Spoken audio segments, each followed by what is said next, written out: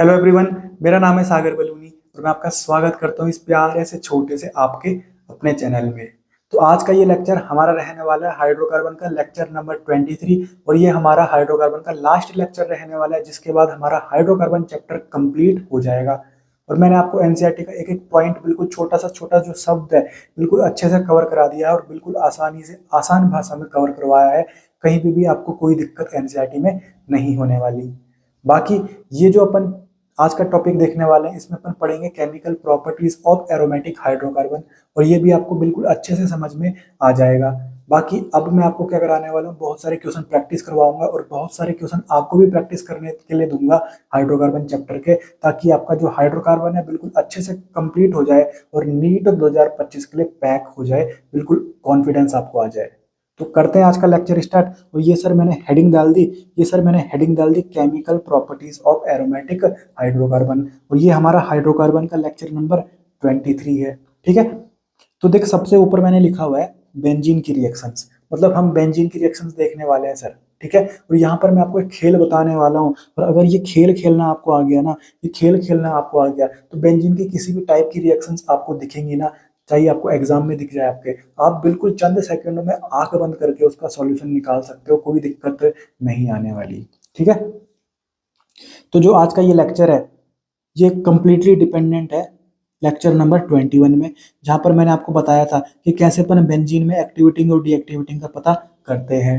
तो मैं उम्मीद करता हूँ लेक्चर नंबर 21 आपने देख लिया होगा, क्योंकि मैं सारे जो भी लेक्चर्स बनाता हूँ सारे सीक्वेंस में बनाता हूँ, वो एक कहानी की तरह चलता है। अगर आपने कहानी का कोई बीच का पार्ट नहीं पता हो आपको और आप कहानी आगे समझने की कोशिश करोगे तो आपको समझ में नहीं आएगी, इसलिए सारे लेक्चर सीक्वेंस में आपको देखने ही पड़ेंगे सर। ठीक है, तो लेक्चर नंबर 21 में उम्मीद करता हूँ कि आपने देखा होगा और आपको पता होगा कि बेंजीन में कैसे एक्टिवेटिंग और डीएक्टिवेटिंग का पता करते हैं सर। ठीक है, तो मैं पहला पॉइंट आपको बता रहा हूँ कि अगर बेंजीन में तेरे को पता लग गया कि बेंजीन एक्टिवेटिंग है या फिर बेंजीन डीएक्टिवेटिंग है, तो तुझे क्या करना है, मैंने जैसे ऑलरेडी तेरे को लेक्चर 21 में बता रखा है कि अगर एक्टिवेटिंग होगा तो तूने इलेक्ट्रोफाइल को ऑर्थो एंड पैरा पोजीशन पे लगाना है और अगर डीएक्टिवेटिंग होगा तो तूने इलेक्ट्रोफाइल को मेटा पोजीशन पे लगाना है। ये बात क्लियर है, कोई दिक्कत नहीं है उसमें, वही पॉइंट नंबर अपना 1 है।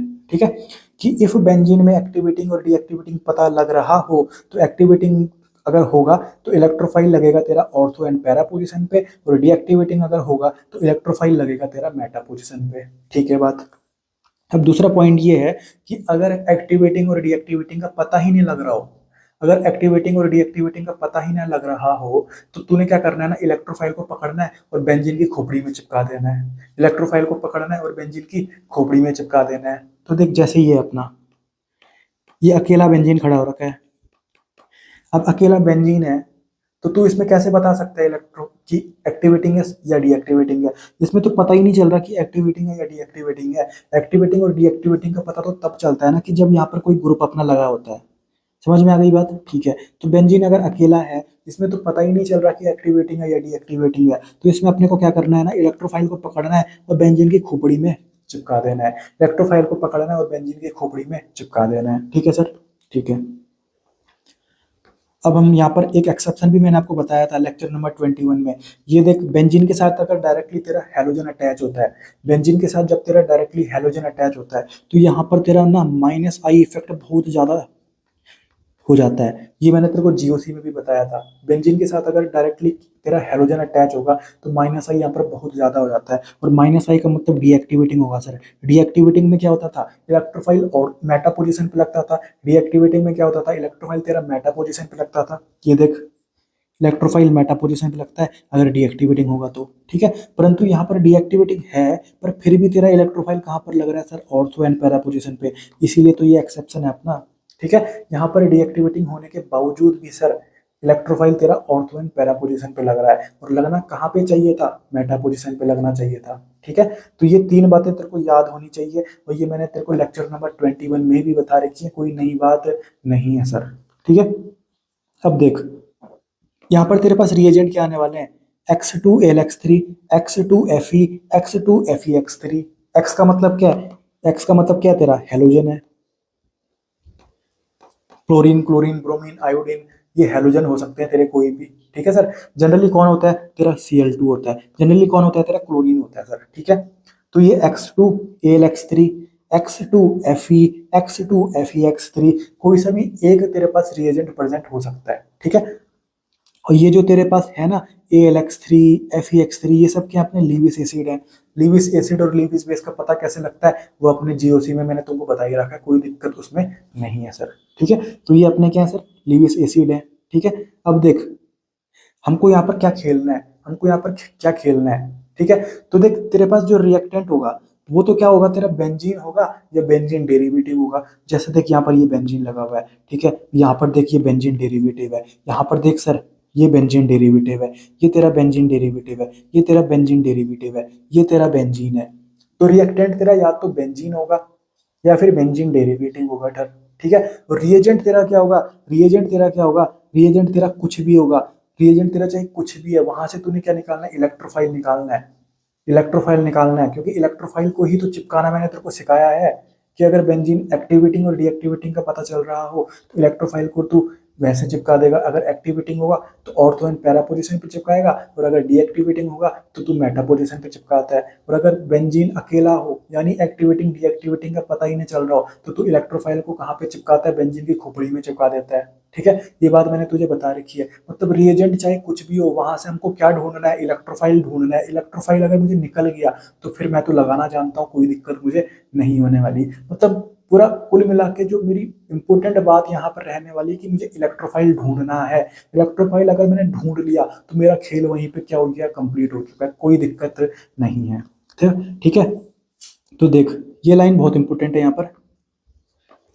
अगर हमारे पास जैसे ये वाले रिएजेंट हुए X2AlX3, X2Fe, X2FeX3, ठीक है। तो यहाँ पर हमको इलेक्ट्रोफाइल कैसे ढूंढना है, देख यहाँ पर देख कितने हैलोजन लगे हुए हैं, 2 हैलोजन लगे हुए हैं, यहाँ पर भी कितने हैलोजन लगे हुए हैं, 2 हैलोजन लगे हुए हैं, यहाँ पर भी कितने हैलोजन लगे हुए हैं, 2 हैलोजन।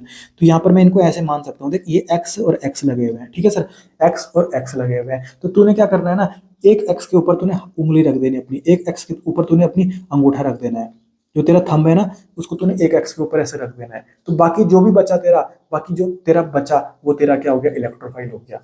यहाँ पर जैसे मान लो Cl2 है तो तूने Cl और Cl ऐसे लिखा, एक Cl के ऊपर तूने अंगूठा रख दिया, बाकी तेरा क्या बचा, Cl बचा, तो ये Cl तेरा क्या सर, इलेक्ट्रोफाइल है। कितना सिंपल है यार, कितना सिंपल है। यहाँ पर देख, यहाँ पर देख ये क्या लिखा हुआ है अपना RCl। एक क्लोरीन के ऊपर तूने अंगूठा रखा, मतलब हैलोजन के ऊपर अंगूठा रखना है, बाकी जो भी बचा, बाकी जो भी बचा वो तेरा इलेक्ट्रोफाइल हो जाएगा, बाकी जो भी बचा वो तेरा इलेक्ट्रोफाइल हो जाएगा, ठीक है सर।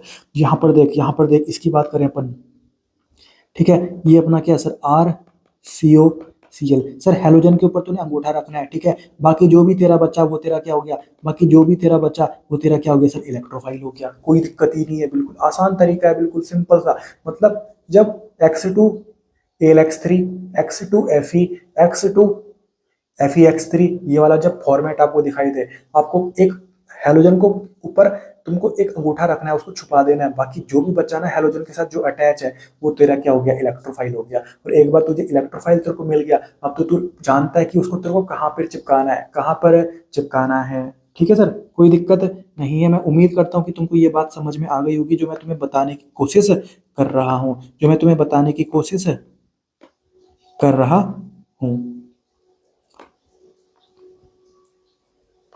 ठीक है। तो इलेक्ट्रोफाइल हमको कैसे ढूंढना है मैंने तुम्हें बता दिया, ठीक है सर, मैंने तुम्हें बता दिया। अब देख हम क्वेश्चन प्रैक्टिस करते हैं, बिल्कुल अच्छे से सब समझ में आ जाएगा। सारे एनसीईआरटी के क्वेश्चंस ले रखे हैं मैंने, और बाकी मैंने और भी अच्छे लेवल के ले रखे हैं, ताकि बिल्कुल तुमको एनसीईआरटी से ऊपर ही लेके चलूं। ये देख तेरे पास बेंजीन दे रखी थी, ठीक है। आगे देख इन्होंने क्या दे रखा है, रिएजेंट जो तूने देखा तू समझ गया सर, ये तो वही वाला बात है जो आप बता रहे थे, ये तो वही वाली बात है जो आप बता रहे थे। तो देख क्लोरीन और क्लोरीन तूने ऐसे लिखा, इस क्लोरीन के ऊपर तूने अंगूठा रख दिया, तेरा क्या बचा, Cl बचा। मतलब Cl तेरा यहाँ पर क्या, इलेक्ट्रोफाइल है। Cl तेरा क्या सर, इलेक्ट्रोफाइल है, ठीक है। अब देख यहाँ पर तू जो तेरे पास रिएक्टेंट है, बेंजीन अकेले दे रखी है, तो यहाँ पर एक्टिवेटिंग और डीएक्टिवेटिंग का पता तो चल ही नहीं रहा। तो तूने क्या करना है, इलेक्ट्रोफाइल को बेंजीन की खोपड़ी में चिपका देना। ये तेरा आंसर आ गया, ये तेरा आंसर आ गया। इसको बोलेगा तू क्लोरो बेंजीन, क्लोरो बेंजीन। कितना सिंपल है यार, कितना सिंपल है, बिल्कुल मजा आ गया सर, बिल्कुल मजा आ गया। तो ये आपको एनसीईआरटी में देखने को मिलेगी, ये रिएक्शन आपको एनसीईआरटी में देखने को मिलेगी सर, ठीक है। तो ये रिएक्शन आपकी कहाँ से की है, एनसीईआरटी की है। ये कहाँ की है सर, एनसीईआरटी की है। यहाँ पर मैं लिख देता हूँ एनसीईआरटी की रिएक्शन आपको एनसीईआरटी में देखने को मिल जाएगी। और एनसीईआरटी इस रिएक्शन को क्या बोलता है पता है? हेलोजिनेशन। क्या बोलता है? हेलोजी नेशन। क्योंकि यहाँ पर बेंजीन जो था ना, बेंजीन की खोपड़ी में हेलोजन चिपक गया ना, बेंजीन की खोपड़ी में हेलोजन चिपक गया। क्लोरीन तो तेरा हेलोजन होता है, तो इस रिएक्शन को एनसीईआरटी क्या बोलती है? हेलोजिनेशन बोलती है। और ये मैंने तुमको बिल्कुल अपने खेल से सिखा दिया। खेल खेलना तुमको आता है तो तुम रिएक्शन को बिल्कुल आसानी से सॉल्व कर सकते हो, कहीं पे भी कोई दिमाग नहीं लगाना है। और ये बातें जो मैं तुमको सिखा रहा हूँ ना, बिल्कुल कोई टीचर, चाहे कोई भी बड़ा कोचिंग का कोई टीचर हो ना, वो तुमको ये बातें नहीं सिखाएगा। वो तुमको अपने तरीके से बताएगा, जो तेरा तरीका तुम्हें बिल्कुल समझ में नहीं आता, जिससे तुम्हारा दिमाग खराब होता है, वही तरीका तुमको टीचर समझाएगा। बाकी ये जो तरीका मैंने आपको बताया, बिल्कुल ये आसान तरीका और बिल्कुल आपको कोई नहीं बताने वाला। ठीक है, अगला क्वेश्चन देखते हैं अपन। ये अपने पास बेंजीन दे रखी है, सामने पे जो दे रखा था वो समझ गया मैं सर कैसे खेलना है। समझ गया सर, मैं कोई दिक्कत ही नहीं है मेरे को, मैंने कैसे खेलना है मैं समझ गया सर। आपने बोला था कि हेलोजन के ऊपर अंगूठा रख दिया मैंने, ठीक है। बाकी जो बचा वो तेरा क्या हो गया? इलेक्ट्रोफाइल हो गया। तो यहाँ पर तेरा जो आर है वो क्या हो गया? तेरा इलेक्ट्रोफाइल हो गया। ठीक है, और बेंजीन आपको रिएक्टेंट दे रखी थी, इसमें एक्टिवेटिंग डीएक्टिवेटिंग का पता ही नहीं चल रहा सर। एक्टिवेटिंग डीएक्टिवेटिंग का पता जब नहीं चलता है तो इलेक्ट्रोफाइल को बेंजीन की खोपड़ी में चिपका देते हैं। ये तेरा आंसर आ गया, ये तेरा आंसर आ गया। इसको तू बोलेगा एल्काइल बेंजीन, एल्काइल बेंजीन। कोई दिक्कत? कोई दिक्कत नहीं, बिल्कुल आसान है ना, बिल्कुल आसान है ना। यस सर, बहुत ही आसान है। ठीक है सर, कोई दिक्कत नहीं है। अब इसको भी एनसीईआरटी ने दे रखा है और इसको एनसीईआरटी ने दे रखा है अपने बुक में, तो ये भी आपका कहाँ का है? एनसीईआरटी का है सर। ये भी आपका कहाँ का है? एनसीईआरटी का है। और एनसीईआरटी इस रिएक्शन को बोलती है, एनसीईआरटी इस रिएक्शन को बोलती है Friedel craft alkylation. Friedel craft alkylation. ठीक है सर, कोई दिक्कत नहीं है। तो ध्यान रहे आपको, जब फ्रीडल क्राफ्ट एल्काइलेशन रिएक्शन होगी तो उसमें रिएजेंट दे कौन सा है? RCl। आर मतलब कोई एल्काइल ग्रुप, और उसके साथ क्या सर? AlCl3। और जो ये मैं AlCl3 आपको बोल रहा हूँ ना, ये एनहाइड्रस फॉर्म में होता है। कैसे फॉर्म में? एनहाइड्रस। एनहाइड्रस मतलब जिसमें मतलब वाटर ना हो, मतलब जो बिल्कुल सूखा हुआ हो। ठीक है, तो एनहाइड्रस फॉर्म में होता है ये अपना AlCl3। ठीक है, तो फ्रीडल क्राफ्ट एल्काइलेशन का आपको रिएजेंट भी पता होना चाहिए, RCl AlCl3। हेलोजनेशन का रिएक्शन क्या था? Cl2 AlCl3। समझ में आ गई बात? ठीक है, तो यहाँ पर ये एग्जाम्पल दे रखे हैं, तो जो एनसीईआरटी में दे रखे हैं, ये भी आपका कहाँ दे रखा है? एनसीईआरटी में दे रखा है। ये भी आपका कहाँ दे रखा है? एनसीईआरटी में दे रखा है। तो देखिए अपना आर, अब आर की जगह में इन्होंने क्या लिख दिया? CH3 लिख दिया। आर अपना क्या है सर? एल्काइल ग्रुप है, तो यहाँ पर इन्होंने कौन सा एल्काइल ग्रुप ले लिया? मिथाइल ग्रुप ले लिया। सिमिलरली यहाँ पर इन्होंने कौन सा एल्काइल ग्रुप ले लिया? इथाइल ग्रुप ले लिया। तो है तो ये आर ही ना, कोई दिक्कत ही नहीं है अपने को। ठीक है, ध्यान से देख। अब हमारे पास क्या है सर? CH3 Cl है। आपने बताया था हेलोजन को अंगूठे से छुपा देना है, जो बचा वो आपका क्या है सर? इलेक्ट्रोफाइल है। तो इलेक्ट्रोफाइल यहाँ पर क्या हो गया सर? CH3 पॉजिटिव है सर, कोई दिक्कत नहीं है, CH3 पॉजिटिव है। तो कहीं ना कहीं बेंजीन जो आपको रिएक्टेंट दे रही थी उसमें सर एक्टिवेटिंग और डीएक्टिवेटिंग का पता ही नहीं लग रहा। तो जो अपना इलेक्ट्रोफाइल है उसको बेंजीन की खोपड़ी में चिपका दो, जो अपना इलेक्ट्रोफाइल है उसको कहाँ चिपका दो? बेंजीन की खोपड़ी में चिपका दो। ये चिपका दिया सर मैंने, ये चिपका दिया मैंने, ये मेरा बन गया मिथाइल बेंजीन, या फिर इसका कॉमन नेम अगर बोलूं तो इसको अपन बोलते हैं टॉइलिन। ठीक है, कोई दिक्कत? कोई भी दिक्कत नहीं है सर, कोई दिक्कत? कोई भी दिक्कत नहीं है। ठीक है, कोई भी दिक्कत नहीं है। तो ये भी अपनी कौन सी रिएक्शन है? फ्रीडल क्राफ्ट एल्काइलेशन रिएक्शन है सर। ठीक है, अब हम इसकी बात करते हैं। तो ये भी आपको समझ में आ गया होगा कि यहाँ से इलेक्ट्रोफाइल कौन निकलने वाला है? C2H5 निकलेगा सर, C2H5 निकलेगा और बेंजीन की खोपड़ी में इसलिए चिपकेगा क्योंकि बेंजीन में हमको पता ही नहीं चल रहा कि एक्टिवेटिंग है या डीएक्टिवेटिंग है। तो यहाँ पर आपका ये बनने वाला है, क्या बन जाएगा सर? इथाइल, इथाइल बेंजीन बन जाएगा। ये अपना बन गया इथाइल बेंजीन। ये भी आपकी कौन सी रिएक्शन है? फ्रीडल क्राफ्ट एल्काइलेशन रिएक्शन है। ठीक है, तो फ्रीडल क्राफ्ट एल्काइलेशन रिएक्शन में कौन सा रिएजेंट यूज किया जाता है? RCl और AlCl3। कोई दिक्कत? कोई दिक्कत नहीं है। ठीक है, तो ये बिल्कुल आसानी से अपन सॉल्व कर रहे हैं, कहीं पे भी हमारा कोई दिमाग खर्च नहीं हो रहा है, कहीं पे भी कोई बिल्कुल रॉकेट साइंस हमको यूज नहीं करनी है। अब देख ये अपने को दे रखा है सर। अब पहली बात ये बता, देख बेंजीन के साथ डायरेक्टली क्या लगा हुआ है? हेलोजन लगा हुआ है, तो यहाँ पर -I तेरा बहुत ज्यादा होने वाला है, मतलब ये तेरा क्या सर? डीएक्टिवेटिंग है। अब जब तेरा डीएक्टिवेटिंग होता है ना, तो इलेक्ट्रोफाइल को तू कहाँ पर चिपकाता है? मेटा पोजिशन पे। पर ये एक्सेप्शन वाला केस है भाई, यहाँ पर तो इलेक्ट्रोफाइल को कहाँ पर चिपकाएगा? ऑर्थो एंड पैरा पोजिशन पे। तो ये तेरा इलेक्ट्रोफाइल दे रखा था सर, तो यहाँ पर तू क्या करने वाला है? ये तो तूने सेम टू सेम वैसा ही लिखा, ठीक है। अब तूने इलेक्ट्रोफाइल को एक बार तूने ऑर्थो पोजीशन पे चिपका दिया, और एक बार तूने कहाँ पे चिपका दिया, ये तूने पैरा पोजीशन पे चिपका दिया। एक बार तूने ऑर्थो पे चिपकाया, एक बार तूने पैरा पे चिपका दिया। कितना आसान है भाई, कितना आसान है। ठीक है, आगे देख, आगे देख, ये तेरा बेंजीन दे रखा था, आगे तेरे को ये दे रखा है सर, तू समझ गया, कोई दिक्कत नहीं। सर ने बताया था, ये तेरा लिखा हुआ आगे, सर ने बताया था कि हैलोजन के ऊपर तूने अंगूठा रख देना, हैलोजन को छुपा देना अंगूठे से, बाकी चीज जो भी बचा वो तेरा क्या हो गया, इलेक्ट्रोफाइल हो गया। मतलब यहाँ पर तेरा इलेक्ट्रोफाइल क्या हो गया सर, RCO। ठीक है, तो ये तूने कहाँ पर चिपकाना है, देख बेंजीन में तुझे एक्टिवेटिंग और डीएक्टिवेटिंग का पता चल रहा है, नहीं चल रहा सर, मतलब तूने कहीं ना कहीं कहाँ चिपकाना है, उसको बेंजीन की खोपड़ी में चिपकाना है। तो ये तेरा आंसर आ जाएगा, देख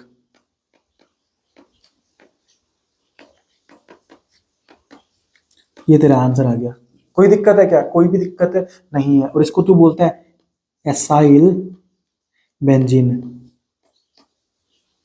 एसाइल बेंजीन। ठीक है, कोई दिक्कत नहीं है सर, कोई दिक्कत नहीं है।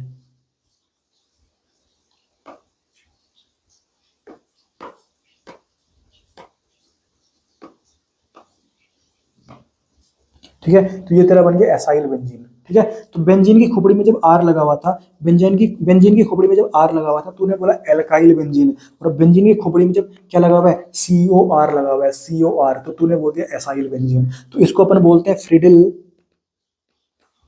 Crafts acylation. वहां तूने बोला था एल्काइलेशन, यहाँ तूने बोल दिया एसाइलेशन, क्योंकि वहां तेरी एल्काइल बेंजीन बन रही थी, यहाँ तेरी एसाइल बेंजीन बन रही है। ठीक है सर, कोई दिक्कत नहीं है। तो ये रिएक्शन तेरा क्या हो गया, फ्रीडल क्राफ्ट एसाइलेशन।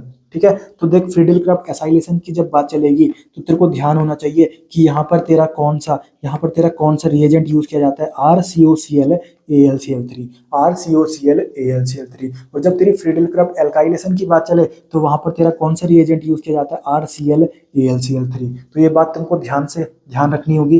कोई दिक्कत नहीं है सर, कोई दिक्कत नहीं है। तो ये भी तेरा कहाँ दे रखा था, NCERT में देखने को तुझे मिल जाएगा। समझ में आ गई बात, ठीक है।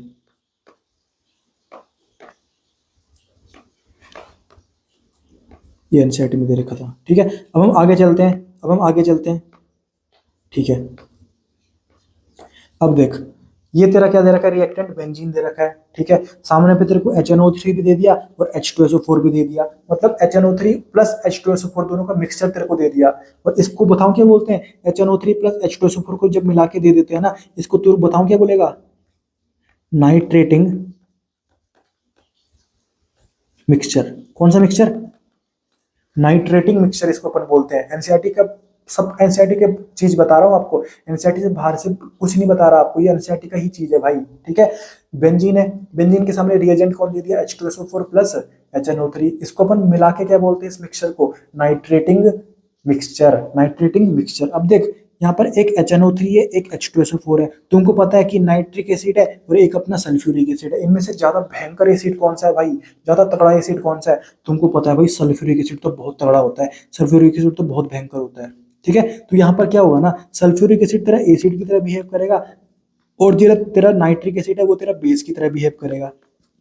ठीक है, ये ध्यान रखना है, क्योंकि अपना जो सल्फ्यूरिक एसिड है वो बहुत भयंकर एसिड है यार।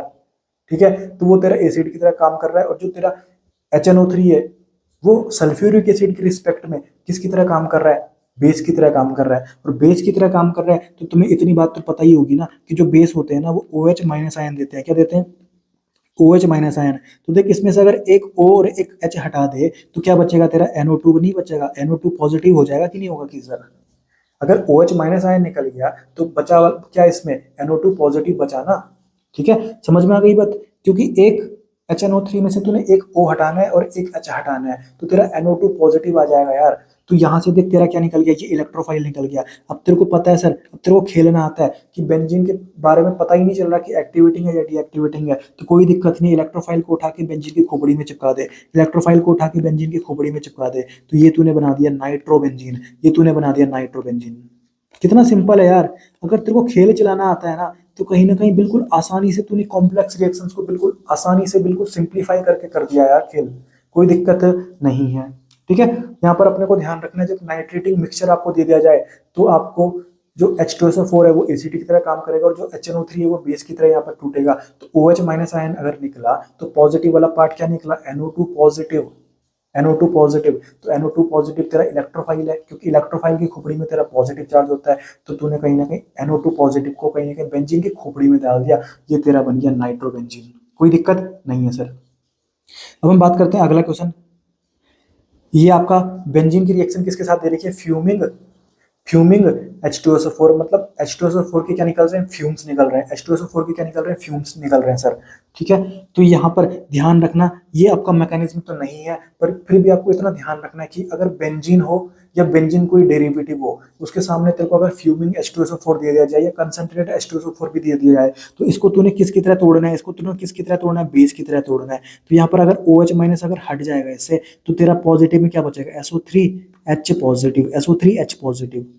ये कोई मैकेनिज्म नहीं है, पर मैकेनिज्म नहीं है ये कोई तेरा, बस इससे तेरा आंसर क्या आ जाएगा, सही आ जाएगा। बस इतना तेरे को ध्यान रखना है कि रिएक्टेंट तेरा बेंजीन हो या बेंजीन डेरिवेटिव हो, तो सामने पे तेरा H2SO4 हो, चाहे वो कंसंट्रेटेड H2SO4 हो या तेरा फ्यूमिंग H2SO4 हो, तूने उसको बेस की तरह तोड़ना है। बेस मतलब OH माइनस आयन देने वाले, तो OH माइनस अगर तूने इसमें से हटा दिया तो तेरा जो पॉजिटिव में बचा वो क्या बचा, SO3H पॉजिटिव। तो ये तेरा इलेक्ट्रोफाइल ये बन गया ना, इलेक्ट्रोफाइल ये बन गया। अब देख बेंजीन में एक्टिवेटिंग डीएक्टिवेटिंग का पता चल रहा है क्या, नहीं पता चल रहा, तो जो तेरा इलेक्ट्रोफाइल है उसको तूने बेंजीन की खोपड़ी में चिपका दिया, ये तेरा बन गया, ये तेरा बन गया बेंजीन सल्फोनिक एसिड, बेंजीन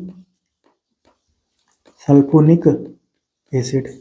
कोई दिक्कत नहीं यार, बिल्कुल कितना सिंप्लीफाइड तरीके से मैंने आपको बता दिया। ठीक है, अब देख एनसीईआरटी जो ये ऊपर वाली रिएक्शन है ना, ये जिसमें मैंने नाइट्रोबेंजीन आपका बनाया, इस रिएक्शन को एनसीईआरटी बोलती है नाइट्रेशन, नाइट्रेशन रिएक्शन। ठीक है, और जिसमें मैंने आपको बेंजीन सल्फोनिक एसिड बना दिया, इस रिएक्शन को एनसीईआरटी बोलती है सल्फोनेशन, सल्फोनेशन रिएक्शन। समझ में आ गई बात, कितना सिंपल है यार, कितना सिंपल है, कोई भी दिमाग नहीं लगाना यार। ये भी आपकी एनसीईआरटी में दे रखी है और ये भी आपकी एनसीईआरटी में दे रखी है। ठीक है, अब हम आगे बढ़ते हैं। ठीक है, अब हम आगे बढ़ते हैं सर।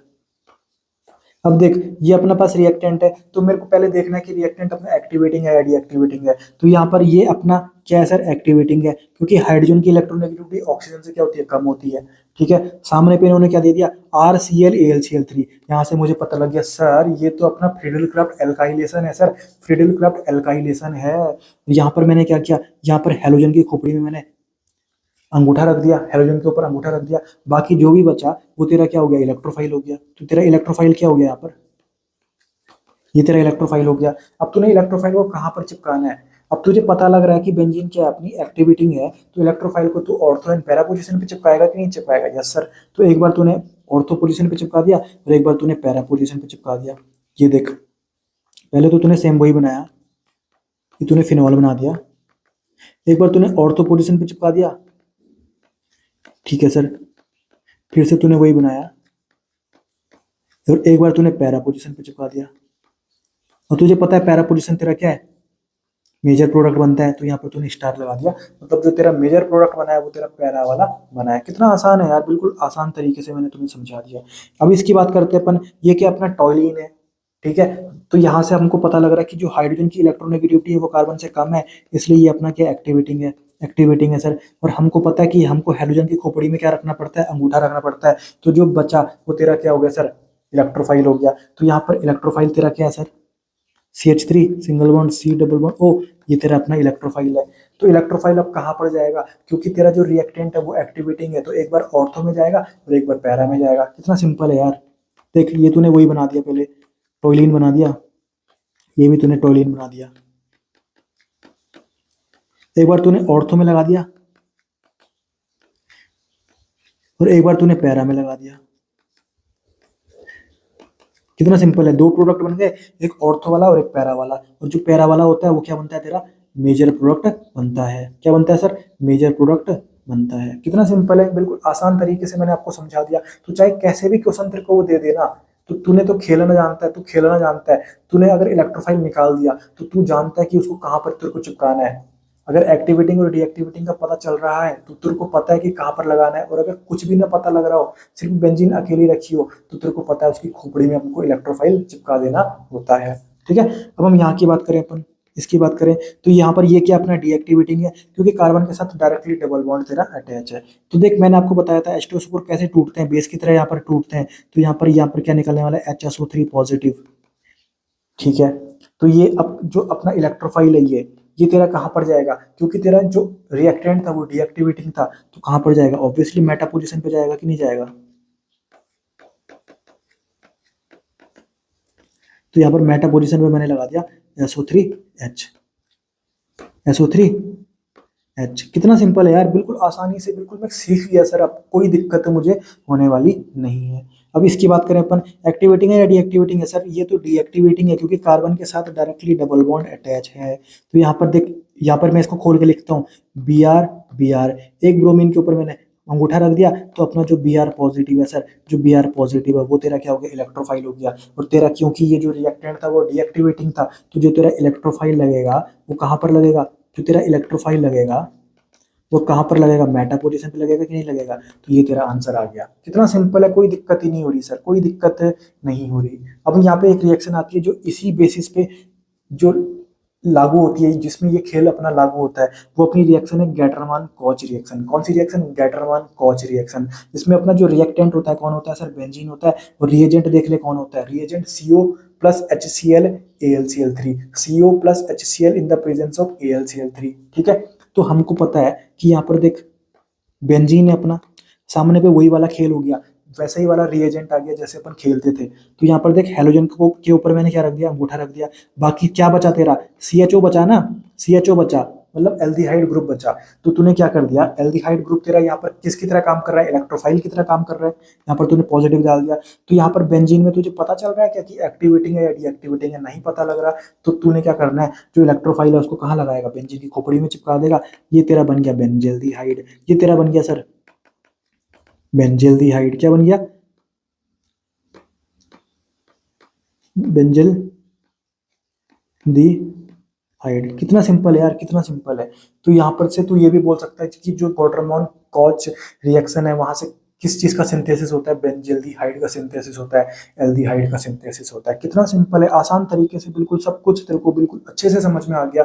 अब जब तू एनसीईआरटी की रीडिंग करेगा ना, बिल्कुल मजा तेरे को आने वाला है। और ऐसा तूने लेक्चर कभी कहीं नहीं देखा होगा यार, चाहे तो किसी भी कोचिंग से पढ़ा हो, बिल्कुल अच्छे बड़े बड़े कोचिंग से, वो बिल्कुल कॉम्प्लेक्स तरीके से ये चीजें तुमको बताते हैं। क्योंकि मैं भी तुम्हारी स्टेज से गुजरा हुआ हूँ, बिल्कुल मुझे पता है कि तुमको कैसे समझ में आता है, इसलिए मैं तुमको उसी तरीके से समझा रहा हूँ। ये कोई ट्रिक नहीं है भाई, ये कोई ट्रिक नहीं है, ये कंसेप्ट है भाई, ये कंसेप्ट ही है। ऐसी बात नहीं है कि मैं तुम्हें कोई ट्रिक बता रहा हूँ, ये ट्रिक्स नहीं है, ये अपने कंसेप्ट ही है। और ये कंसेप्ट आपके सब जगह लागू होने वाले हैं, तुम्हारे पास कोई भी बेंजीन आ जाए या बेंजीन डेरिवेटिव आ जाए। ठीक है, ट्रिक्स तो क्या होती है अपनी, कि यहाँ पर लागू हो गई, यहाँ पर नहीं लग रही, वहां पर लग गई, यहाँ पर नहीं लगी। पर ये अपने कंसेप्ट है भाई, सब जगह चलेंगे। यही चीज आपको एनसीईआरटी में भी दिखेगी, पर आपको ये कॉम्प्लेक्स लैंग्वेज में समझा रखी है, तो उन्हीं को सिंप्लीफाइड तरीके से मैंने आपको बता रखा है। और ये जो सिंप्लीफाइड तरीका मैं जो आपको बताता हूँ, इसी को अपना खेल बताता हूँ। और ये खेल आपको खेलना आ गया तो कहीं पे भी कोई दिक्कत आपको इन रिएक्शंस में नहीं होने वाली। ठीक है सर, ठीक है। अब यहाँ पर अपन देखते हैं कुछ स्पेशल रिएक्शन जहाँ पर कुछ खेल चेंज हो चुका है। यहाँ पर अपन देखते हैं कुछ स्पेशल रिएक्शन। तो यहाँ पर स्पेशल रिएक्शन में कौन सा केस आता है, when excess of electrophile reagent used. मतलब अभी तक तो हम जो इलेक्ट्रोफाइल यूज कर रहे थे ना, तो वहां पर जो इलेक्ट्रोफाइल निकल रहा था अपना, वो लिमिटेड अमाउंट में निकल रहा था, और नेचुरली लिमिटेड ही निकलता है। पर यहाँ पर देख, इन्होंने Cl2 कितना ले लिया, उसके 6 मॉलिक्यूल ले लिए भाई Cl2 के। मतलब यहाँ पर जो इलेक्ट्रोफिलिक रिएजेंट ये ले रहे हैं ना, वहां पर ये तो बहुत ज्यादा ले रहे हैं भाई, यहाँ पर एक्सेस अमाउंट में ले रहे हैं। तो देख यहाँ पर क्या ले रहे हैं, excess amount of electrophilic reagent ये यूज कर रहे हैं। ठीक है, तो अभी तक क्या होता था, ये मेरे पास बेंजीन है, ठीक है सर, और यहाँ पर क्या होता था, Cl2 यूज कर देते थे ये, और यहाँ पर एनहाइड्रस AlCl3 ले देते थे। मैंने आपको बोला था कि इसको खोल के लिख लेना, और मैंने बोला था एक हेलोजन के ऊपर अंगूठा रख देना, तो जो इसमें से एक बचता है, तो ये जो Cl प्लस बचा वो क्या करता था, वो बेंजीन की खोपड़ी में चिपक जाता था। अब एक बार आंख खोल के ये देख कि वो बेंजीन की खोपड़ी में कैसे चिपकता रहा होगा। यहाँ पर देख, यहाँ पर एक हाइड्रोजन प्रेजेंट है ना, तो यहाँ से एक हाइड्रोजन भागता होगा और वहां पर एक Cl प्लस जुड़ जाता होगा। ऐसे ही तो होता होगा कि एक हाइड्रोजन भागा और वहां पर अपना क्या जुड़ गया, Cl जुड़ गया। ठीक है, ठीक है सर। पर यहाँ पर ऐसा होता था, पर यहाँ पर देख अपने Cl2 के कितने मॉलिक्यूल ले रखे हैं हमने, Cl2 के कितने मॉलिक्यूल ले रखे हैं, 6 मॉलिक्यूल ले रखे हैं। तो यहाँ पर मैंने अगर ऐसे लिख दूं इसको, यहाँ पर मैं इसको अगर ऐसे लिख दूं खोल के, एक मॉलिक्यूल हो गया, दूसरा मॉलिक्यूल हो गया, तीसरा मॉलिक्यूल हो गया, चौथा मॉलिक्यूल हो गया अपना, पांचवा मॉलिक्यूल हो गया, और ये अपना छठवां मॉलिक्यूल हो गया। अब तूने सबके इसमें अंगूठा रख दिया, सबके इसमें अंगूठा रख दिया, तो तेरे पास यहाँ पे इलेक्ट्रोफाइल कितने आ गए, 6 इलेक्ट्रोफाइल आ गए, 6 Cl+ आ गए तेरे पास। तो यहाँ से तेरे को अब 6 हाइड्रोजन निकालने हैं। अभी तक तो सिर्फ एक हाइड्रोजन निकालता था और वहां पर क्लोरीन लगा देता था, अब तेरे को 6 हाइड्रोजन हटा के वहां पर क्या लगाना है, क्लोरीन लगाना है। तो तेरे पास जो आंसर आने वाला है ना, तेरे पास जो आंसर आने वाला है वो ये आएगा कि नहीं आएगा सर, ये आएगा कि नहीं आएगा। कितना सिंपल है यार, ये अपना स्पेशल केस है, ये अपना स्पेशल केस है। और ये रिएक्शन आपकी डार्क में होती है और कोल्ड में होती है, डार्क में और कोल्ड में ये रिएक्शन आपकी होती है। और यहाँ पर आपको देख कितने सारे क्या लेने पड़े, क्लोरीन के मॉलिक्यूल लेने पड़े, 6 क्लोरीन के मॉलिक्यूल लेने पड़े आपको, ठीक है। तो यहाँ पर सारे हाइड्रोजन हट के वहां पर क्या लग गया, अपना क्लोरीन लग गया, ठीक है। सारे हाइड्रोजन हट के यहाँ पर आपका क्या लग गया, क्लोरीन लग गया, ठीक है। कोई दिक्कत नहीं है सर। और अगर मैं इसकी बात करूं तो इसको आप क्या बोलोगे, हेक्सा क्लोरो बेंजीन।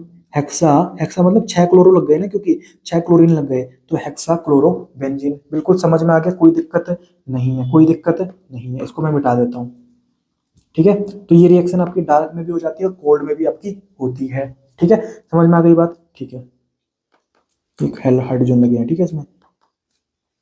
तो मतलब इसमें जितने भी हाइड्रोजन लगे हुए थे ना बेंजीन में, वो सारे हाइड्रोजन 6 के 6 हाइड्रोजन निकले, और वहां पर 6 आपके क्या लग गए सर, 6 आपके क्या लग गए, क्लोरीन लग गए। ये आपका बन गया हेक्सा क्लोरो बेंजीन। ये अपनी स्पेशल रिएक्शन है सर, ठीक है। नॉर्मली तो वही होता है जो हम ऊपर अभी पढ़ रहे थे, नॉर्मली सब वही होता है, पर ये अपनी स्पेशल रिएक्शन है जब आपकी इलेक्ट्रोफिलिक जो रिएजेंट है वो एक्सेस अमाउंट में आपको ले रखा हो। यहाँ पर देख क्लोरीन के आपको 6 मॉलिक्यूल दे दिए हो, ठीक है सर। अब देख, तो मैंने अभी आपको जितनी भी ऊपर रिएक्शन पढ़ाई ना, जितनी भी रिएक्शन अभी तक मैंने ऊपर आपको पढ़ाई, ये कौन सी रिएक्शन है सारी, ये आपकी है electrophilic substitution reaction, electrophilic substitution reaction. इसको अपन बोलते हैं ESR। मतलब जितनी भी रिएक्शन हमने बेंजीन की पढ़ी, ये अभी कौन सी रिएक्शन थी सर, इलेक्ट्रोफिलिक सब्स्टिट्यूशन रिएक्शन थी। मतलब आज के बाद अपना लड़का जानता है कि सर एल्कीन और एल्काइन कौन सी रिएक्शन देती हैं, इलेक्ट्रोफिलिक एडिशन रिएक्शन देती हैं। और अपनी जो बेंजीन और बेंजीन डेरिवेटिव्स होते हैं वो कौन सी रिएक्शन देती है, इलेक्ट्रोफिलिक सब्स्टिट्यूशन रिएक्शन देती है। दोनों में फर्क क्या है सर, देख ये अपने पास एल्कीन है, ठीक है, यहाँ पर इलेक्ट्रोफाइल बैठा है, तो यहाँ पर एक पाई बॉन्ड होता था, एक सिग्मा बॉन्ड होता था। पाई बॉन्ड टूटता था, पाई बॉन्ड टूटता था सर, पाई बॉन्ड क्योंकि वीक बॉन्ड होता था, पाई बॉन्ड टूटता था, और इलेक्ट्रोफाइल यहाँ पर कहीं ना कहीं अटैक करता था। मतलब जब अपन एडिशन रिएक्शन पढ़ते थे ना, तो वहां पर पाई बॉन्ड को अपने तोड़ना है, वहां पर पाई बॉन्ड को हमने तोड़ना है सर। पर यहाँ पर जब हम कहीं ना कहीं क्या पढ़ रहे हैं, इलेक्ट्रोफिलिक सब्स्टिट्यूशन रिएक्शन पढ़ रहे हैं, तो कहीं पे भी मैंने पाई बॉन्ड को तोड़ा है क्या, कहीं पे भी मैंने पाई बॉन्ड को तोड़ा है क्या, नहीं सर। देख कहीं पे भी मैंने पाई बॉन्ड को तोड़ा है क्या, नहीं सर। जैसा देख इधर है वैसा ही बेंजीन इधर भी बन रहा है, कहीं पे भी मैं पाई बॉन्ड को तोड़ ही नहीं रहा हूँ, बस मैं क्या कर रहा हूँ, सब्स्टिट्यूट कर दे रहा हूँ। देख यहाँ पर कोई C2H5 लगा था, नहीं लगा था, यहाँ पर मैंने C2H5 सब्स्टिट्यूट कर दिया। देख मतलब मैं कुछ एक्स्ट्रा चीज चिपका ही रहा हूँ, कुछ तोड़ नहीं रहा हूँ, कोई डबल बॉन्ड तोड़ नहीं रहा हूँ बेंजीन से, क्योंकि बेंजीन के पास ऑलरेडी इतनी भयंकर स्टेबिलिटी है, तुम उसके डबल बॉन्ड क्यों तोड़ोगे भाई। वो एरोमेटिक है भाई, एरोमेटिक कंपाउंड है, तुम उसके डबल बॉन्ड तोड़ दोगे तो वो कहीं ना कहीं तुम्हारा वो तुम्हारा नॉन एरोमेटिक बन जाएगा, तो तुमको स्टेबिलिटी थोड़ी घटानी है। तो यहाँ पर अपनी क्या हो जाती है, इलेक्ट्रोफिलिक सब्स्टिट्यूशन रिएक्शन फेवर होती है। इसलिए मैं तुम्हें बहुत इंपॉर्टेंट बार बार बोल रहा हूँ कि आपकी एल्कीन और alkyne electrophilic addition reaction follow करते हैं, और आपकी जो बेंजीन और बेंजीन डेरिवेटिव्स है ये आपकी इलेक्ट्रोफिलिक सब्स्टिट्यूशन रिएक्शन को फेवर करते हैं, ठीक है। तो इलेक्ट्रोफिलिक सब्स्टिट्यूशन रिएक्शन में कोई आपका जो डबल बॉन्ड है वो टूटने वाला नहीं है, बाकी कुछ ना कुछ आपका सब्स्टिट्यूट ही होगा। क्या सब्स्टिट्यूट होगा आपका, इलेक्ट्रोफाइल सब्स्टिट्यूट हो जाएगा, ठीक है। और अगर सोच आपका न्यूक्लियोफाइल सब्स्टिट्यूट हो जाता तो यहाँ पर तू बोलता न्यूक्लियोफिलिक सब्स्टिट्यूशन रिएक्शन, पर वो अभी हमारा आया नहीं है, वो आपका आगे आएगा, ठीक है। बाकी मैं आपको बोलूं कि बेंजीन और बेंजीन डेरिवेटिव्स मोस्टली मतलब 99% कौन सी रिएक्शन फेवर करने वाली है, तू बोलेगा सर इलेक्ट्रोफिलिक सब्स्टिट्यूशन रिएक्शन, ठीक है। तो जितने भी रिएक्शन मैंने तेरे को ऊपर पढ़ाई सर, वो सारी कौन सी कैटेगरी में आएंगी, इलेक्ट्रोफिलिक सब्स्टिट्यूशन रिएक्शन में आएंगी तेरी, ठीक है। अब देख कभी कभी मुझे पता है सर, मोस्टली तो 95% या 98% तेरा जो बेंजीन और बेंजीन डेरिवेटिव्स हैं वो तेरी कौन सी रिएक्शन को फेवर करने वाले हैं, इलेक्ट्रोफिलिक सब्स्टिट्यूशन रिएक्शन ही फेवर करेंगे। पर कभी कभी अगर कंडीशन बहुत विगरस हो जाए ना, बहुत हमने बिल्कुल जबरदस्ती कर दिया कि नहीं तुम एडिशन रिएक्शन शो करो, तो फिर वो कर देगा। बिल्कुल एक आध परसेंट बात होती है ये, बिल्कुल एक आध परसेंट की बात है सर, ठीक है। तो देख एडिशन रिएक्शन की बात चल रही है अब। तो एडिशन रिएक्शन, तेरे दिमाग में बात आ गई कि एडिशन रिएक्शन तो एल्कीन और एल्काइन में भी चलती थी, तो वहां पर तो डबल बॉन्ड टूटते थे, डबल बॉन्ड टूटते थे। तो डबल बॉन्ड में से कौन सा बॉन्ड टूटता था? पाई बॉन्ड टूटता था, क्योंकि पाई बॉन्ड तेरा वीक बॉन्ड हुआ करता था। तो यहाँ पर तू जब एडिशन रिएक्शन का नाम ले रहा है, तो यहाँ पर बेंजीन में से तेरा डबल बॉन्ड टूटने वाला है भाई। कौन सा डबल बॉन्ड टूटेगा? पाई बॉन्ड तेरा टूटने वाला है, ठीक है। तो ये तेरी एडिशन रिएक्शन आ गई। तो एडिशन रिएक्शन बेंजीन और बेंजीन डेरिवेटिव्स नहीं देते, नहीं देते सर। पर क्योंकि बेंजीन ऑलरेडी इतना स्टेबल है, वो अपना जो डबल बॉन्ड तोड़ देगा तो उसकी स्टेबिलिटी कम नहीं हो जाएगी क्या? क्योंकि वो एरोमेटिक है भाई, उसकी एरोमेटिसिटी लूज हो जाएगी, तो वो अपना स्टेबिलिटी कम क्यों करेगा? इसलिए कहीं ना कहीं जो बेंजीन डेरिवेटिव्स और बेंजीन होते हैं वो अपना एडिशन रिएक्शन नहीं शो करते। पर यहाँ पर विगरस कंडीशन दे रखी है हमने, ये एनसीईआरटी बोलती है विगरस कंडीशन। बहुत ज्यादा टेम्परेचर दे दिया तुमने, बहुत ज्यादा प्रेशर दे दिया तुमने, यहाँ पर तुमने कौन सी कैटलिस्ट यूज कर दिया? निकल कैटलिस्ट यूज कर दिया। अरे निकल कैटलिस्ट, ये सर ये तो मेरे को ध्यान आ गया, ये तो आपने एल्कीन में भी पढ़ाया था, एल्काइन में भी पढ़ाया था सर। ये तो अपना हाइड्रोजनेशन करता है। कौन सा हाइड्रोजनेशन? Complete hydrogenation. तो यहाँ पर कंप्लीट हाइड्रोजनेशन का मतलब चाहे तुम्हारे पास डबल बॉन्ड भी हो वो भी सिंगल बॉन्ड में कन्वर्ट हो जाते हैं, और चाहे ट्रिपल बॉन्ड भी हो वो भी तुम्हारे सिंगल बॉन्ड में कन्वर्ट हो जाते हैं। ये तो अपने कंप्लीट हाइड्रोजनेशन करते हैं सर निकल कैटलिस्ट। तो यहाँ पर देख बेंजीन है, बेंजीन का यहाँ पर क्या हो जाएगा सर? कंप्लीट हाइड्रोजनेशन हो जाएगा। जितने भी तेरे को डबल बॉन्ड दिख रहे हैं वो तब तो सब तू क्या सिंगल बॉन्ड में कन्वर्ट कर देगा। ये देखिए तेरा आंसर आ गया, ये तेरा आंसर आ गया। इसको तू बोलता है साइक्लोहेक्सेन। साइक्लोहेक्सेन। कुछ भी याद नहीं करना भाई, कुछ भी याद नहीं करना, सारा कंसेप्ट से खेल चलता है, सारा कंसेप्ट से खेल चलता है। पूरा एनसीईआरटी का एक एक शब्द पकड़ के हम बिल्कुल अच्छे से उसका पोस्टमार्टम कर रहे हैं, ठीक है। और ये बात भी मैंने तेरे को बताई थी सर जब मैं तेरे को कंप्लीट हाइड्रोजनेशन पढ़ा रहा था, कि देख जितने तेरे को रिएक्टेंट में पाई बॉन्ड दिख जाए, तो देख एक पाई बॉन्ड, दो पाई बॉन्ड और तीन पाई बॉन्ड। कितने पाई बॉन्ड दिख गए सर? तीन पाई बॉन्ड। तो जितने पाई बॉन्ड होते हैं ना उतने ही मॉलिक्यूल तुझे हाइड्रोजन के लेने पड़ते हैं, उतने ही तेरे को हाइड्रोजन के मॉलिक्यूल भी लेने पड़ते हैं। तो देख एनसीईआरटी ने जो ये लिखी हुई है वो बिल्कुल आपको बिल्कुल प्रूफ हो रही है कि नहीं हो रही? क्योंकि बेंजीन के पास कितने पाई बॉन्ड है सर? तीन पाई बॉन्ड है, इसलिए तुझे हाइड्रोजन के कितने मॉलिक्यूल लेने पड़े? तीन मॉलिक्यूल लेने पड़े। कितना सिंपल है, बिल्कुल आसान, ठीक है। दूसरी रिएक्शन यहाँ पर अपन देखते हैं जो किस में आती है? अपनी एडिशन रिएक्शन में आती है। अब एक बात देख, यहाँ पर तेरे जो बेंजीन में डबल बॉन्ड थे, अब जो तेरा प्रोडक्ट बना है उसमें डबल बॉन्ड है क्या? नहीं है सर। मतलब यहाँ पर तेरे डबल बॉन्ड टूटे, पाई बॉन्ड टूटे हैं सर तेरे, मतलब तभी तो तेरी ये रिएक्शन कौन सी रिएक्शन है? एडिशन रिएक्शन है। और सब्स्टिट्यूशन रिएक्शन में हमने क्या देखा कि कोई भी तेरा डबल बॉन्ड टूटता नहीं है, वहां पर कुछ चीज तेरी बेंजीन में सब्स्टिट्यूट होती है, ठीक है। तो ये बात ध्यान रखना। फिर हम आगे देखते हैं under under ultraviolet light. Under ultraviolet light, अगर तूने अल्ट्रा वायलेट लाइट दे दी, ये देख तेरी क्या रख रखी है? बेंजीन रख रखी है, ये तेरी बेंजीन रख रखी है। आगे तूने किसके साथ रिएक्शन कराई? 3Cl2 के साथ, ठीक है। और यहाँ पर तूने क्या दे दिया? अल्ट्रा वायलेट लाइट दे दिया। 500 केल्विन टेम्परेचर तू यूज कर रहा है, ठीक है। तो यहाँ पर क्या होता है ना, इस केस में क्या होता है, यहाँ पर जो तेरा जो डबल बॉन्ड है ना वो तेरे टूट जाते हैं, और ये कौन सी रिएक्शन फॉलो करने लग जाता है? एडिशन रिएक्शन फॉलो करने लग जाता है। तो यहाँ पर तेरे जो डबल बॉन्ड है वो टूट गए सर, पहली बात तो। और यहाँ पर सारे क्या लग गए तेरे? हाइड्रोजन की जगह में क्लोरीन लग गए तेरे। क्या लग गए सर? क्लोरीन लग गए तेरे।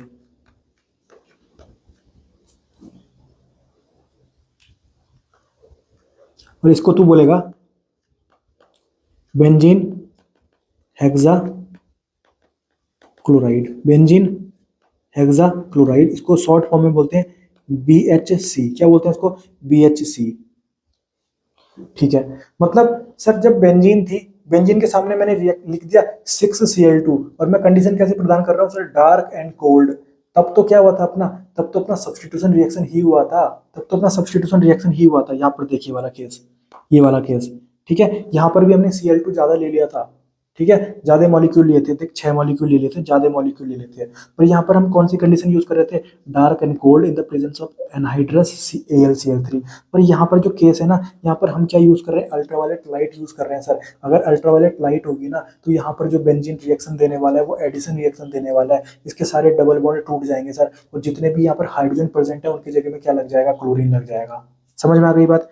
ये देख ये बन जाएगा अपना। तो ध्यान रखना, अगर डार्क और कोल्ड कंडीशन है तो सब्स्टिट्यूशन रिएक्शन दे रहा था, और अगर अल्ट्रावायलेट लाइट तूने यूज कर दी तो यहाँ पर कौन सी रिएक्शन देने वाला है, ये तेरी एडिशन रिएक्शन देने वाला है। यहाँ पर तेरे डबल बॉन्ड टूटने वाले हैं सर। समझ में आ गई बात। तो देख एडिशन रिएक्शन में दो केस तुझे पता होना चाहिए, एक कंप्लीट हाइड्रोजनेशन का आ गया और एक अल्ट्रावायलेट लाइट वाला खेल आ गया। ठीक है सर, अब हम आगे बढ़ते हैं। यहाँ पर आती है कंबसन रिएक्शन। अबे कंबसन रिएक्शन तो होगी ना कि यहाँ पर कौन सी, क्योंकि ये कैसा कंपाउंड है अपना, हाइड्रोकार्बन है ना, हाइड्रोकार्बन है मतलब इसके पास कार्बन और हाइड्रोजन प्रेजेंट है। ठीक है, तो कंबसन रिएक्शन मतलब, कंबसन का मतलब होता है जलाना। तो जलाते अपन किसकी प्रेजेंस में जलाते हैं, ऑक्सीजन की प्रेजेंस में जलाते हैं। तो देख ये बेंजीन है, बेंजीन की रिएक्शन में ऑक्सीजन के साथ करा रहा हूँ, तो हमको पता है क्या बनता है सर, CO2 प्लस वाटर बनता है। ये मैंने मोल कंसेप्ट में भी आपको बता दिया। और इसको बैलेंस कैसे करते हैं अपन, बैलेंस करना मैंने आपको सिखाया था। सबसे पहले C को बैलेंस करते हैं, फिर H को बैलेंस करते हैं, फिर O को करते हैं। देख C 6 है तो यहाँ पर तूने 6 लिख दिया, ठीक है। H तेरे 6 है तो यहाँ पर तूने 3 लिख दिया, क्योंकि 3 2 क्या हो जाएगा, 6 हो जाएगा। अब ऑक्सीजन को बैलेंस करना है सर। ऑक्सीजन तेरे कितने हो गए, यहाँ 3 हो गए और यहाँ कितने हो गए, 12 हो गए। 12 और 3 कितने हो गए, 15 हो गए। 15 तेरा ऑड नंबर है तो तू कैसे लिखता है सर, 15/2 लिखता था। ये मैंने तेरे को मोल कंसेप्ट में बहुत बार पढ़वाए हैं। समझ में आ गई बात, ठीक है। तो ये रिएक्शन तेरी क्या हो चुकी है, बैलेंस हो चुकी है। याद रखना कभी भी हाइड्रोकार्बन का कंबशन रिएक्शन होगा उसको तू बैलेंस कैसे करेगा, पहले कार्बन को बैलेंस करना, फिर हाइड्रोजन को करना, फिर ऑक्सीजन को करना, यही इसका तरीका होता है। ठीक है, तो यहाँ पर देख बेंजीन तेरी कंबसन रिएक्शन भी दे रही है। कंबसन मतलब जलाना, और जलाते अपन किसकी प्रेजेंस में है सर, ऑक्सीजन की प्रेजेंस में है। तो बेंजीन की रिएक्शन किसके साथ कर रहा है, ऑक्सीजन के साथ कर रहा है। और किसी भी हाइड्रोकार्बन की रिएक्शन तो अगर ऑक्सीजन के साथ करेगा तो प्रोडक्ट तेरा हमेशा क्या बनने वाला है, कार्बन डाइऑक्साइड एंड वाटर।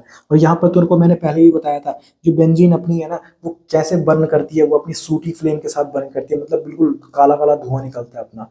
क्योंकि बेंजीन में कार्बन और हाइड्रोजन का रेशियो बिल्कुल क्या है, बहुत कम है ना यार। कार्बन इसमें कंटेंट बहुत ज्यादा है सर, कार्बन कंटेंट बहुत ज्यादा है। ठीक है, कार्बन का कंटेंट यहाँ पे बहुत ज्यादा है। कार्बन 6 है और हाइड्रोजन भी तेरा 6 है। जनरली हाइड्रोजन तेरा हाइड्रोकार्बन में ज्यादा होते हैं कार्बन से। यहाँ पर कार्बन भी 6, हाइड्रोजन भी 6, रेशियो तेरा कम हो रहा है ना, 1:1 आ रहा है। मतलब यहाँ पर कार्बन का कंटेंट बहुत ज्यादा है सर। इस चक्कर में बहुत सारा कार्बन अच्छे से जल नहीं पाता, इसलिए काले धुएं के फॉर्म में निकलता है सर। इसी को तू बोलता है sooty flame. Benzene and aromatic hydrocarbons burns with sooty flame. ठीक है, तो ये मैंने तेरे को पूरा पढ़ा दिया। कुछ मैकेनिज्म बताया क्या मैंने तेरे को, कोई भी मैकेनिज्म नहीं बताया। मतलब तू बिना मैकेनिज्म के आंसर निकाल सकता है क्या, यस सर मैंने निकाल सकता हूँ, क्योंकि मैंने तेरे को खेल चलाना सिखा दिया। बाकी एनसीईआरटी में मैकेनिज्म भी दे रखा है तो मैं तेरे को मैकेनिज्म भी बता देता हूँ सर, मैं तेरे को मैकेनिज्म भी बता देता हूँ। इलेक्ट्रोफिलिक सब्स्टिट्यूशन रिएक्शन का मैकेनिज्म, ठीक है। तो देख सबसे पहले अपना क्या होता है, जनरेशन ऑफ इलेक्ट्रोफाइल, कि इलेक्ट्रोफाइल कैसे जनरेट किया हमने। क्योंकि मैंने आपको बताया था कि अगर तेरे को इलेक्ट्रोफाइल निकालना आ गया फिर तो तू खेल आराम से खेल सकता है, कि तेरे को पता है ना कि कहाँ पर उसको चिपकाना है। पर पहले ये तो बता कि इलेक्ट्रोफाइल को तू कैसे निकालेगा, वही तो तेरा सबसे पहला खेल होना चाहिए। तो तूने इलेक्ट्रोफाइल को निकालना सिखा दिया, ये तेरे को पता है। जैसे CL आया है, Cl की खोपड़ी में मैंने हाथ लगाया तो Cl प्लस तेरा क्या आ गया सर, इलेक्ट्रोफाइल आ गया। Cl की खोपड़ी में तूने अंगूठा लगाया, CH3 पॉजिटिव तेरा क्या आ गया, इलेक्ट्रोफाइल आ गया सर। Cl की खोपड़ी में तूने अंगूठा लगाया, CH3C डबल बॉन्ड ओ तेरा इलेक्ट्रोफाइल आ गया सर। कितना सिंपल है यार, कोई दिमाग ही नहीं लगाना यार। यहाँ पर देख, यहाँ पर ये तेरा H2SO4 है और यहाँ पर तेरा ये HNO3 है। तेरे को कोई दिक्कत नहीं करनी, तेरे को कुछ नहीं करना सर। यहाँ पर इन्होंने खुद लिख रखा है, यहाँ पर इन्होंने खुद लिख रखा है कि जो तेरा,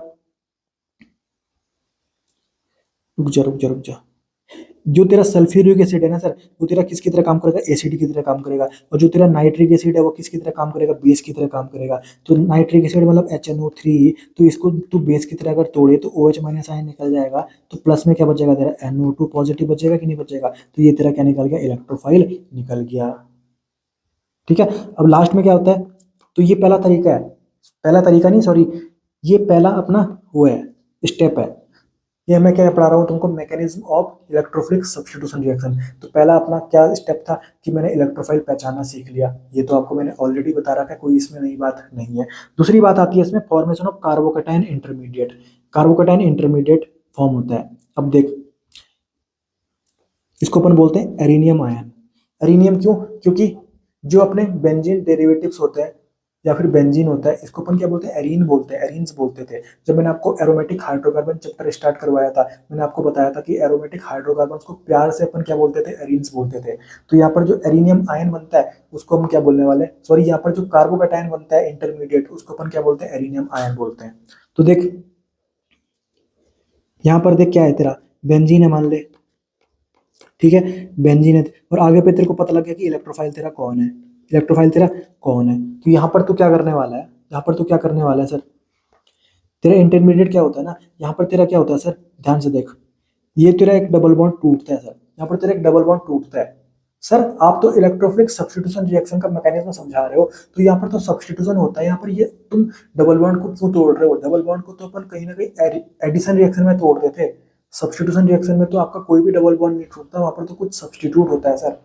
पर ध्यान से देख, एक मिनट ठंड रख, यहाँ पर तो होता क्या है, स्टार्टिंग में यहाँ पर डबल बॉन्ड अपना टूटता है, ठीक है। तो डबल बॉन्ड ऐसे थोड़ी टूट जाता, मैंने आपको बता रखा था, मैंने आपको बता रखा था कि ठीक है, कि अगर ये डबल बॉन्ड टूटा तो एक तरफ आपका क्या आ जाता है, पॉजिटिव आ जाता है, एक नेगेटिव आ जाता है। तो ये जो डबल बॉन्ड है आपको इधर की तरफ टूटेगा, तो अगर इधर नेगेटिव आ जाएगा और पीछे क्या आ जाता था, पॉजिटिव आ जाता था। ये मैंने आपको पढ़ा रखा है सर, ठीक है, ये मैंने आपको बता रखा है, ठीक है। जिधर डबल बॉन्ड टूटता है उधर नेगेटिव पीछे वाले कार्बन पे क्या आ जाता है, पॉजिटिव आ जाता है, ठीक है। अब तेरा डबल बॉन्ड क्या हो चुका है, टूट चुका है सर। वो जो तेरा पाई बॉन्ड था, वो जो डबल बॉन्ड मैं बोल रहा हूँ वो क्या तेरा पाई बॉन्ड है, पाई बॉन्ड तेरा वीक बॉन्ड है, इसलिए टूट रहा है सर, ठीक है। अब ध्यान से देख, अब जो इलेक्ट्रोफाइल है वो पॉजिटिव चार्ज है तो नेगेटिव पे अटैक करेगा, यहाँ पर इलेक्ट्रोफाइल ने अटैक कर दिया, देख यहाँ पर तेरे इलेक्ट्रोफाइल ने अटैक कर दिया, यहाँ पर तेरा क्या लग गया, इलेक्ट्रोफाइल लग गया, यहाँ पर तेरा पॉजिटिव चार्ज अभी भी है। तो ये तो अपना बनाना, ये जो तेरा बना, इसी को तो क्या बोल रहे हैं अपन, कार्बोकैटायन इंटरमीडिएट, इसी को बोल रहे हैं कार्बोकैटायन इंटरमीडिएट या एरिनियम आयन। इसका एक और नाम है, इसका एक और नाम है, उसको अपन बोलते हैं सिग्मा कॉम्प्लेक्स। क्या बोलते हैं सर, सिग्मा कॉम्प्लेक्स, ठीक है, सिग्मा कॉम्प्लेक्स। देख ये चीज बन रही है यहाँ पर जो मैंने बताई। अब ध्यान से देख, जो ये कार्बोकैटायन है ना, ये कार्बोकैटायन है, ये देख तेरा अब रेजोनेंस में जा रहा है, क्योंकि देख यहाँ पर देख डबल बॉन्ड, फिर सिंगल बॉन्ड, फिर डबल बॉन्ड, फिर सिंगल बॉन्ड, फिर पॉजिटिव चार्ज। मतलब यहाँ पर देख double bond single bond, double bond single bond, फिर पॉजिटिव चार्ज। मतलब जो तेरा ये पॉजिटिव चार्ज है, ये जो कार्बोकैटायन है, ये तेरा कहीं ना कहीं कहाँ में जा रहा है, रेजोनेंस में जा रहा है सर। तो तुझे पता है रेजोनेंस में मैंने तेरे को बताया था कि जो ये पॉजिटिव चार्ज होता है, जो ये कार्बोकैटायन होता है, एक छोड़ के जा सकता है, एक कार्बन छोड़ के आगे बढ़ सकता है। तो ये इस कार्बन पे नहीं जाएगा, यहाँ पर जा सकता है, इस कार्बन पे नहीं जाएगा, यहाँ पर जा सकता है। तो देख यहाँ पर चल गया, ये बता दिया इन्होंने। फिर ये देख फिर ये देख यहाँ पर ऊपर चला गया, ये बना दिया इन्होंने। तो यहाँ पर ये जो अपना कार्बोकैटायन है ये बिल्कुल घूम रहा है ऐसा, क्योंकि यहाँ पर ये रेजोनेंस कर रहा है ना सर, रेजोनेंस कर रहा है। तो वही चीज इन्होंने यहाँ पे बता दी की है। तो ये जो चारों ये बना रखे हैं ना उन्होंने, इसको क्या बोलते हैं अपन, इसको क्या बोलते हैं अपन, एरिनियम आयन है या फिर कार्बोकैटायन जो ये बोल रहे हैं। और इसी को अपन दूसरा नाम बोलते हैं सिग्मा कॉम्प्लेक्स भी इसको बोलते हैं, यहाँ पर दे रखा है इन्होंने। तो ये सारे अपने सिग्मा कॉम्प्लेक्स हैं। जब आपको बेंजीन में पॉजिटिव चार्ज दिख रहा है, बेंजीन में पॉजिटिव चार्ज दिख रहा है, तो इलेक्ट्रोफाइल भी आपने लगा चुके हो, ठीक है। अब लास्ट में होता है ना, अब जो लास्ट स्टेप होता है वो होता है रिमूवल ऑफ प्रोटोन। प्रोटोन का मतलब होता है H प्लस, प्रोटोन का मतलब H प्लस, मतलब H प्लस को रिमूव करना है, ठीक है। तो देख मेरे पास अब ये बन चुका है,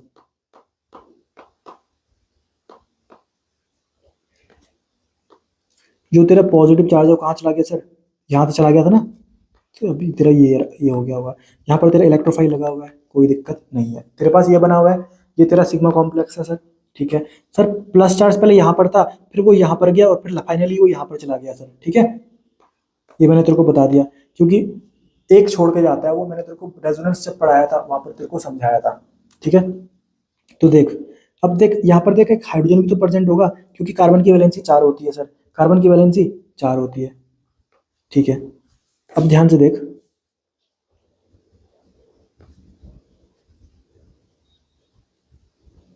अब ध्यान से देख, अब देख हमारे पास जो रिएक्टेंट था वो क्या था, अपना बेंजीन था। बेंजीन तो तेरा क्या हुआ, बेंजीन तो तेरा क्या हो गया सर, एरोमेटिक होता है। बेंजीन तेरा क्या होता है सर, एरोमेटिक होता है। और एरोमेटिक होता है मतलब उसकी स्टेबिलिटी बहुत ज़्यादा है। और यहाँ पर जो तूने ये बनाया है ना, यहाँ पर जो तूने ये बनाया सर, ये तो एरोमेटिसिटी यहाँ पर लूज हो गई, मतलब जो स्टेबिलिटी थी वो तो बिल्कुल कम हो गई। तो क्या ऐसा करेगा, क्या कोई रिएक्शन में ऐसा होगा क्या कि स्टेबिलिटी कम हो जाए, नहीं होगा ना। तो यहाँ पर क्या होता है कि जो ये प्रोटोन है ना, ये जो प्रोटोन है, ये प्रोटोन क्या होगा, भाग जाएगा। ये प्रोटोन क्या होगा, भाग जाएगा। तो ये प्रोटोन अगर भाग जाएगा ना तेरा, अगर ये तेरा प्रोटोन भाग जाएगा तो पीछे क्या, कौन सा चार्ज छोड़ेगा, माइनस चार्ज छोड़ेगा। और प्लस और माइनस कभी भी तुमको दिख जाए, प्लस और माइनस कभी भी दिख जाए तुमको, तो तुमको एक क्या कर देना है, बॉन्ड बना देना है। तो तुमने प्लस और माइनस देख लिया, तुमने प्लस और माइनस देख लिया, तुमने क्या कर दिया, बॉन्ड बना दिया सर, बॉन्ड बना दिया। ये तेरा वापस से बेंजीन बन गया, मतलब वापस से तेरा ये एरोमेटिक बन गया, और इसमें तेरा इलेक्ट्रोफाइल भी लग चुका है। तो ये अपना कहीं ना कहीं तरीका होता है इलेक्ट्रोफिलिक सब्स्टिट्यूशन रिएक्शन को चलाने का।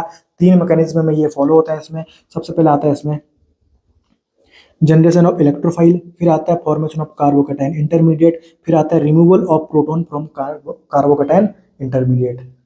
इलेक्ट्रोफाइल निकालना तुमको आता है, ठीक है। फिर देख बीच में मैंने क्या बताया तुमको, जनरेशन ऑफ कार्बोकैटायन इंटरमीडिएट, ये भी मैंने आपको पूरा अच्छे से इसका मैकेनिज्म समझा दिया।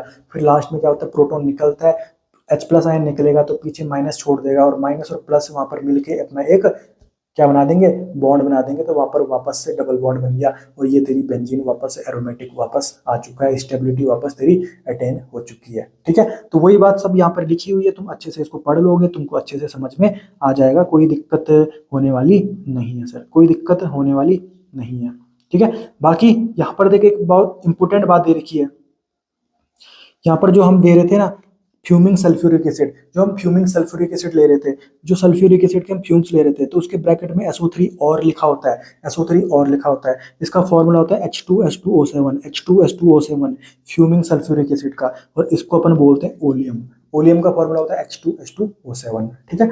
बाकी यहाँ पर एक इंपॉर्टेंट क्वेश्चन दे रखा है, why do we get isopropyl benzene on treating benzene with 1 chloropropane instead of N propyl benzene. मतलब ये अपने जो फ्रिडल-क्राफ्ट एल्काइलेशन पढ़ा है ना, यहाँ पर इन्होंने एक बहुत अच्छा सा क्वेश्चन पूछ दिया, और इस अच्छे से क्वेश्चन पूछने के चक्कर में मैंने आपको एक बिल्कुल छोटा सा 15 मिनट का वीडियो और बनाना है इसके बाद, जिसमें आपको बिल्कुल डिटेल में Friedel-craft alkylation and Friedel-craft acylation पढ़ाऊंगा, बिल्कुल डिटेल में, बहुत अच्छे अच्छे हम उसमें बिल्कुल जे मेंस लेवल के क्वेश्चन प्रैक्टिस करने वाला है, क्योंकि यहाँ से क्वेश्चन आपको पूछा जाता है, तो इस चीज को मैं डिटेल में पढ़ाने वाला हूँ। और ये जो आपने एनसीईआरटी ने क्वेश्चन आपका पूछा हुआ है, तो ये भी चाहता है कि इस चीज को आप डिटेल में पढ़ो, तो बस 15 मिनट का एक वीडियो आएगा, वो अपना आखिरी वीडियो रहने वाला है आपका ये हाइड्रोकार्बन चैप्टर का, जिसके साथ ही अपना हाइड्रोकार्बन बिल्कुल अच्छे से कंप्लीट हो जाएगा। पर तुम अगर उसको इग्नोर करो, उस वीडियो को इग्नोर मतलब अभी उसको सोचो मत, तो तुम्हारा कहीं ना कहीं अपना हाइड्रोकार्बन चैप्टर क्या हो चुका है, खत्म हो चुका है। आज शाम को ही आपको 15 मिनट की Friedel-craft alkylation and Friedel-craft acylation की वीडियो आपके पास आ जाएगी,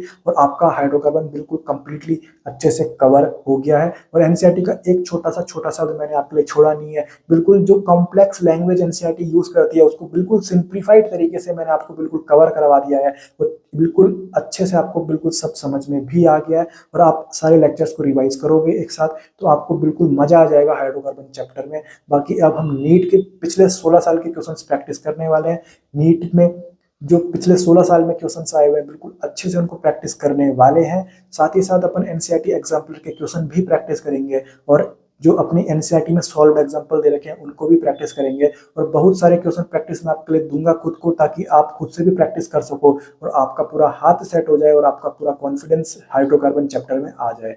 तो ये वही चैप्टर है जिससे अपन डरा करते थे, और ये वही चैप्टर है जिसको अपन आज बहुत टाइम बाद कंप्लीट कर चुके हैं, और बहुत टाइम लगा इसमें, पर आप इसको अगर सीक्वेंस में पूरा अच्छे से सारे अपने नोट्स बनाए होंगे, सारा आप अच्छे से रिवाइज करोगे, तो बहुत कम टाइम में रिवाइज कर सकते हो। और एक बार आपने पूरा अच्छे से रिवाइज कर दिया, तो आपका जो दिमाग चलेगा ना इस चैप्टर में, बहुत मजा आने वाला है। और जब क्वेश्चन प्रैक्टिस आप करोगे ना, तो बहुत आसानी से आपके क्वेश्चन चंद सेकंडों में निपट जाएंगे। तो कैसा लगा लेक्चर, और कैसा लगा आपको ये हाइड्रोकार्बन चैप्टर, बहुत अच्छे से आपको अगर समझ में आया होगा तो कमेंट सेक्शन में जरूर बताना। बाकी कोई राय आपको देनी हो, कुछ मैं सजेशंस आपको देने हो, कुछ इंप्रूवमेंट मैं कर पाऊँ अपने लेक्चर्स में, आप कमेंट सेक्शन में जरूर बताना। बाकी कैसा लगा लेक्चर कमेंट में जरूर बताना। कोई डाउट या कंफ्यूजन आपके मन में अभी भी हो आज के लेक्चर के रिगार्डिंग, तो कमेंट सेक्शन में बताना। बाकी मिलते हैं अगले लेक्चर में, तब तक ले टाटा बाय बाय, जय हिंद।